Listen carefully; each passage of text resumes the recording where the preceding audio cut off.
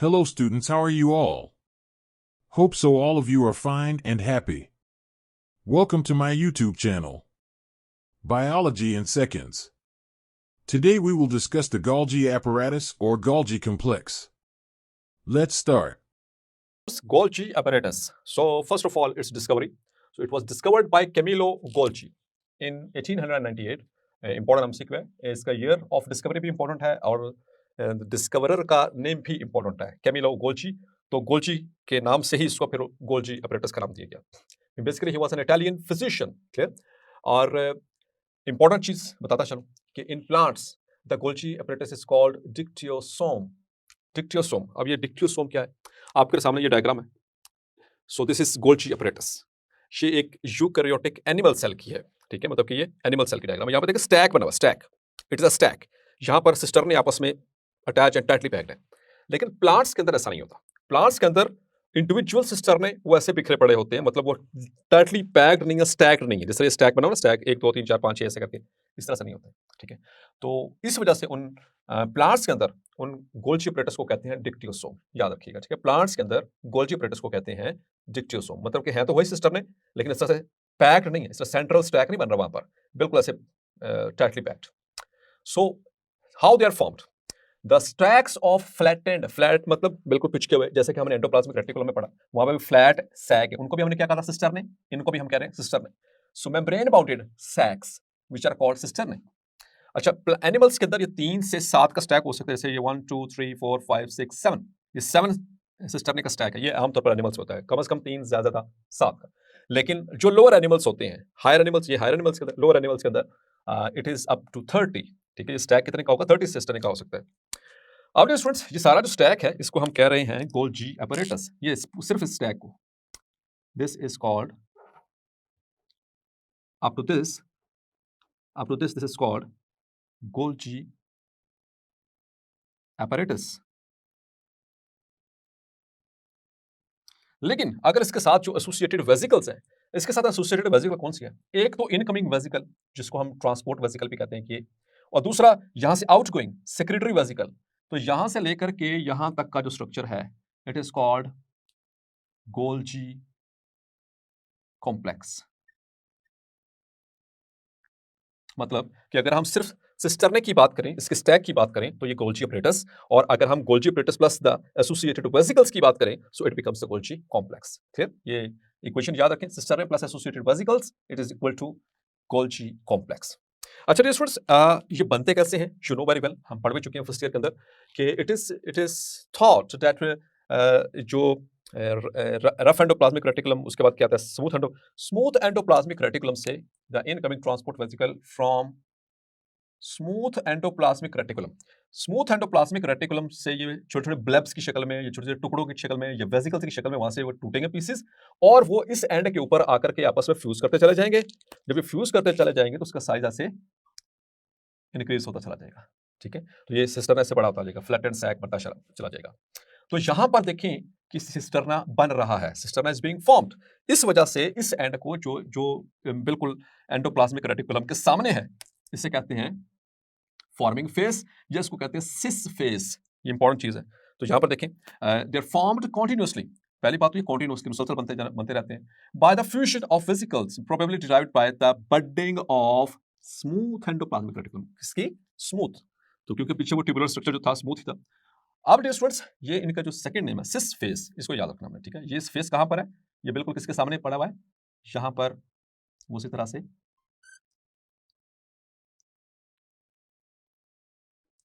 वो tubular structure,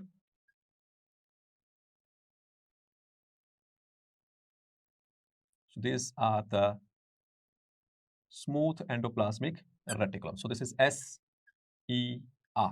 तो यहां से टूट टूट कर ये आ रहे हैं यहां पर, यहां से फिर इस यहां पर. तो जो फेस स्मूथ एंडोप्लाज्मिक रेटिकुलम की तरफ है, या जो एंडोप्लाज्मिक रेटिकुलम की तरफ है, इसे कहते हैं सिस फेस. उसके ऑपोजिट यहां पर देखें, ये थोड़ा सा इस तरह से कर्व्ड है. इसे कहते हैं मैच्योरेशन फेस, या इसको कहते हैं ट्रांस फेस. और ये वाला फेस होगा, this face is towards plasma membrane. This is towards plasma membrane. Clear? अच्छा जी, अब आइए जरा इनके फेसेस के ऊपर। तो ये आउटर है, ठीक है, आउटर मतलब बाहर की तरफ ऐसे निकला हुआ है।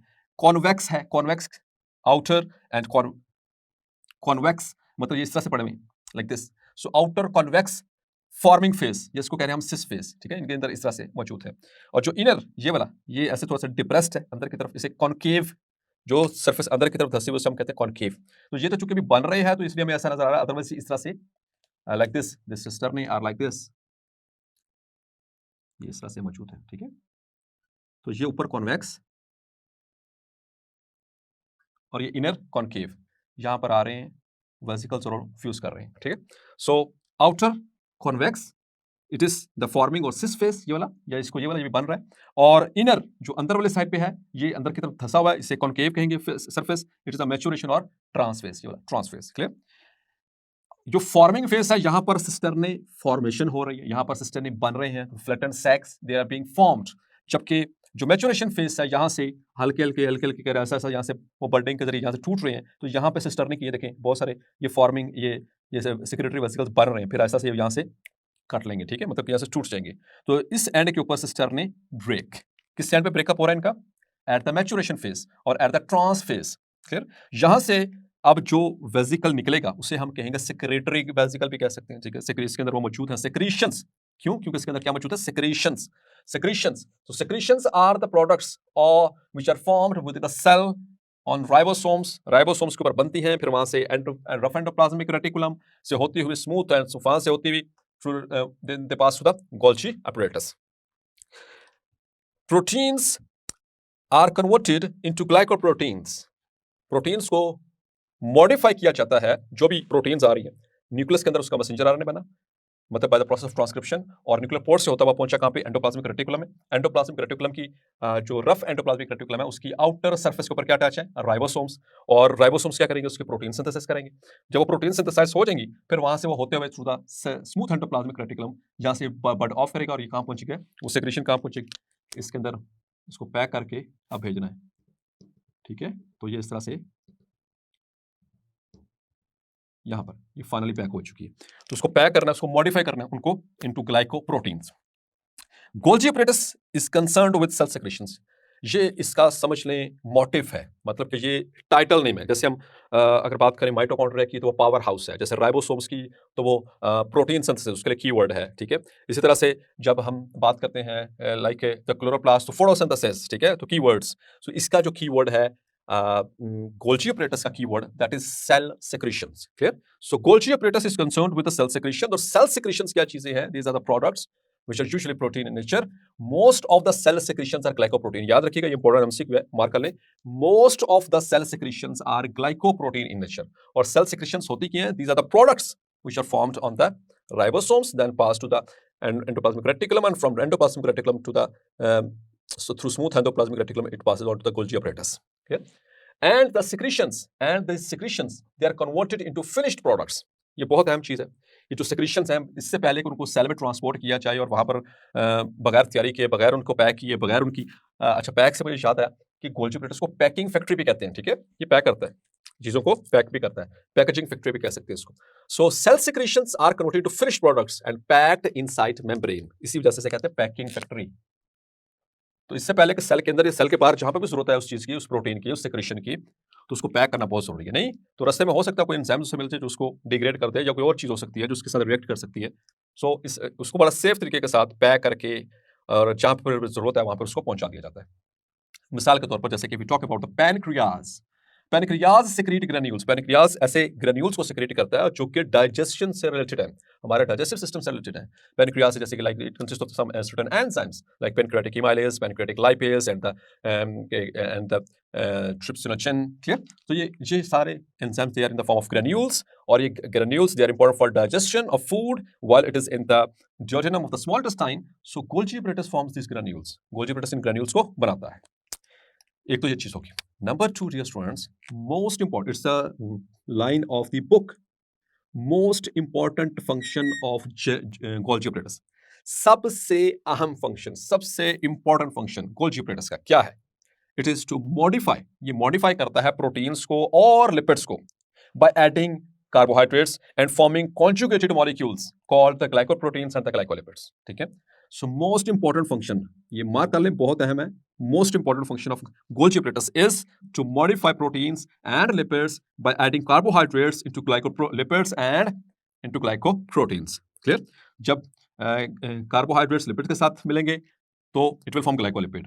जब carbohydrates they are conjugated with the proteins, it will form glycoproteins, or most cellular secretions are glycoprotein in nature.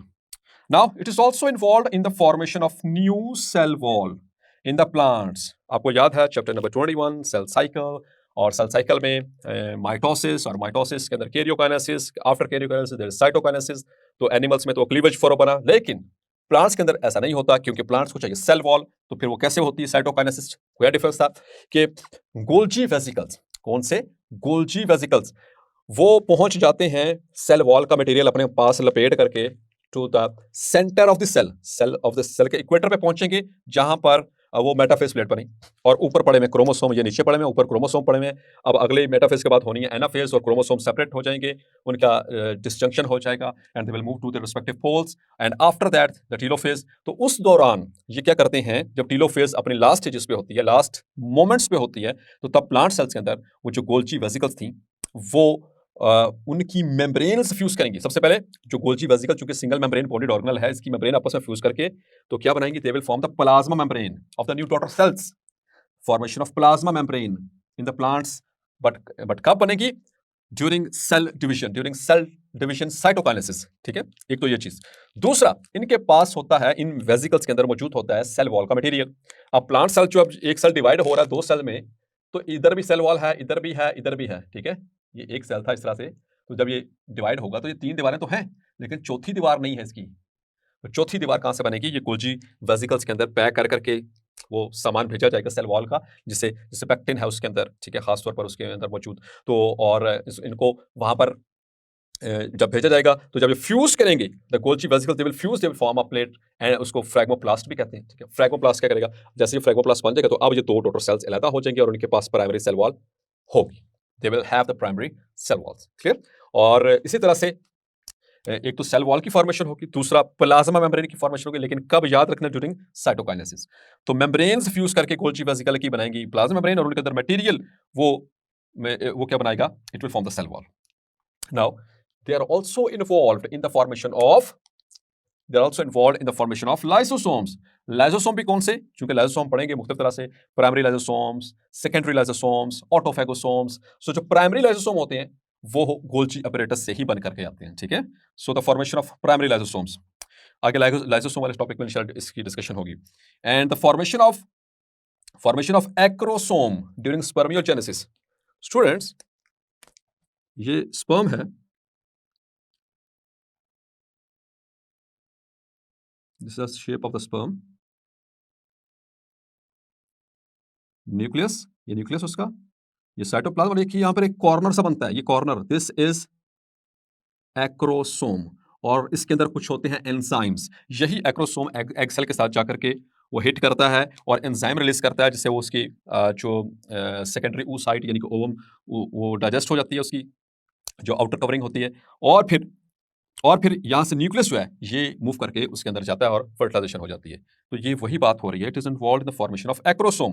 Acrosome क्या है? That is the corner of the sperm. ठीक है, हेड के अंदर जो कॉर्नर बन रहा है, इसे कहते हैं acrosome. That is also found by the Golgi apparatus. Another important function of this Golgi apparatus is the formation of vitelline membrane. Vitelline membrane कौन सी होती है, dear students? Yes, you have read. आपने प्रैक्टिकल्स भी perform किए हैं। So egg, this is an egg. ये इसकी egg shell membrane, और ये अंदर यॉक, और ये एग वाइट। तो यहां पर इसके ऊपर मेम्ब्रेन होती है, जो यॉक की मेम्ब्रेन होती है, this is called vitelline. This is formed by the Golgi apparatus. ये सेक्रेट करता है गोल्जी apparatus। और इसके अलावा एक और important function, it is also required for the storage of proteins. लेकिन कौन सी प्रोटीन्स? वो प्रोटीन्स जो रफ एंडोप्लाज्मिक रेटिकुलम से होते हुए स्मूथ एंडोप्लाज्मिक रेटिकुलम में, फिर वहां से होते हुए जब यहाँ पर ये ट्रांसपोर्ट वेसिकल की शक्ल में जब यहाँ पर पहुंचेंगी, तो कुछ वक्त के लिए यहाँ पर गोल्जी apparatus उन प्रोटीन्स को जो है वो स्टोर कर लेगा अपने अंदर। ठीक है, और फिर जरूरत पड़ने पर फिर उसको आगे मूव करवाया जाएगा as per the requirement of the cell. Clear? So इस तरह से गोल्ची अपैरेटस का एक और जिक्र इससे पहले भी मैं कर चुका हूँ इन द निजल ग्रेन्यूल्स के निजल ग्रेन्यूल्स के group of ribosome which is associated with endoplasmic reticulum and Golgi apparatus. तो वहां पर यानी कि निजल ग्रेन्यूल्स के अंदर भी गोल्ची अपैरेटस के साथ एसोसिएटेड स्ट्रक्चर है। क्लियर? और ये इनकी तादाद याद रखनी स्टैक्स की एनिमल्स के अंदर, और ये लोअर एनिमल्स के अंदर 30 के करीब है। सो cell secretion, number 1. Number 2, modification of proteins and lipids into glycoproteins and glycolipids by adding carbohydrates. Dear students, let's have a quick overview of our lecture in the form of these MCQs. So first MCQ I have prepared for you is the mechanical support, detoxification and the muscle contraction are the functions of, ji dear students, किसका function है ये? So yes, you are right. These are the functions of ji endoplasmic reticulum. Clear? The membrane of the endoplasmic reticulum is continuous with the membrane of, तो ये extension पूछी गई है membrane उसकी endoplasmic reticulum की। तो कहां से कहां तक एक्सटेंड करता है? From the nuclear membrane to the plasma membrane. So यहां पर हमारे पास ये ऑप्शन मौजूद है, plasma membrane plus nuclear membrane, क्योंकि सिर्फ प्लाज्मा मेम्ब्रेन नहीं है। ठीक है, it is continuous with the membrane of, और ये आउटर न्यूक्लियर मेम्ब्रेन के साथ भी कॉन्टिन्यूस है, और plus it is also continuous with the plasma membrane. Golgi apparatus, clear, या फिर और vacuole. So it is its extension. Another question is hormones, जो प्रोटीन्स होती हैं, ठीक है, are synthesized by which organelle. तो हार्मोन्स कौन?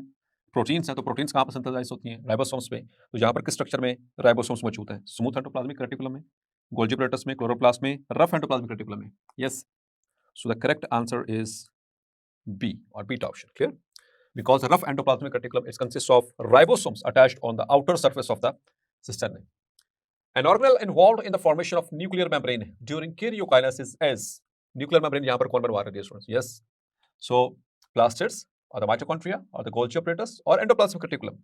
जी students, तो आपको याद है कि मैंने आपको कहा था कि ड्यूरिंग कैरियोकाइनेसिस जो फ्रेगमेंट्स होते हैं न्यूक्लियर मेम्ब्रेन के, जो टूटे होते हैं, जब ड्यूरिंग कैरियोकाइनेसिस जब लास्ट फेज चलती है, टेलोफेज, जब जहाँ पर फॉर्मेशन होनी होती है न्यूक्लियर एनवेलप की, तो एंडोप्लाज्मिक रेटिकुलम एलिमेंट्स भी उसमें मिलकर के क्या बनाते हैं? Nuclear envelope. Clear? And another one is inner face of Golgi apparatus is called inner, ये डियर स्टूडेंट्स, इनर फेस कौन सा होगा? सिस फेस कहते हैं उसको, फॉर्मिंग फेस कहते हैं, डिफॉर्मिंग फेस कहते हैं, या फिर ट्रांस। तो इनर फेस कौन सा है? मैच्योरेशन फेस, जो कि कॉनकेव होता है, जिसको हम कहते हैं trans face. Clear? And in the plants which organelle secrete pectin to synthesize the cell wall. जी डियर स्टूडेंट्स, कौन सिंथेसाइज करता है प्लांट्स के अंदर सेल वॉल के सिंथेसिस? एंडोप्लाज्मिक रेटिकुलम, रफ और smooth, anyone, or the peroxisome or the glyoxysome or the dictyosome? Dear students, yes, it is dictyosome because in plants the Golgi apparatus is called dictyosome, और Golgi apparatus का ही तो function है cell wall की formation. Clear? और ergastoplasm is the related to which organelle? जी dear students, smooth endoplasmic reticulum, rough endoplasmic reticulum, Golgi apparatus और sarcoplasmic reticulum? Yes, so the answer is rough endoplasmic reticulum. ठीक है, rough endoplasmic reticulum जिसमें वो cisternae हैं और उनके साथ मल्टीपल बहुत सारे राइबोसोम्स अटैच्ड हैं which are parallel to each other, so that very structure is called as ergastoplasm. And the acrosome of the sperms is formed during the differentiation of the spermatids by dash organelle. तो spermatogenesis के अंदर जब differentiation होती है spermatids की, जो कि non motile होते हैं, they are converted into differentiated into sperms, तो उस वक्त एक्रोसोम बनाया जाता है। तो एक्रोसोम कौन बनवाता है? गोल्जी अपैरेटस और द F1 particles और एंडोप्लाज्मिक रेटिकुलम और the chloroplast. Yes, so the answer is Golgi apparatus.